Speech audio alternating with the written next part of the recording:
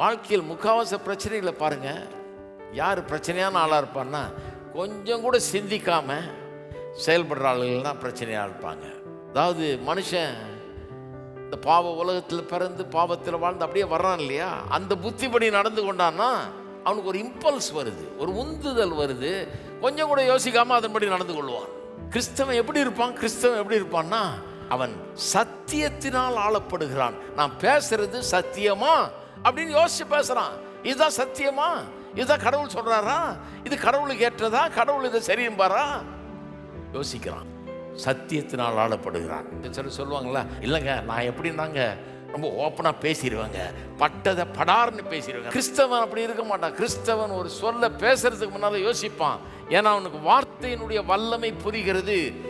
வார்த்தைகளை கர்த்தர் சிருஷ்டிக்கும்படியாக கொடுத்திருக்கிறாரு, இருளை ஒளிச்சமா மாற்றும்படியாக கொடுத்திருக்கிறாரு, வெறுமையை நிறைவா மாற்றும்படி கொடுத்திருக்கிறாரு, ஒழுங்கின்மையை ஒழுங்கா மாற்றும்படியாக கடவுள் வார்த்தைகளை நமக்கு கொடுத்திருக்கிறாரு.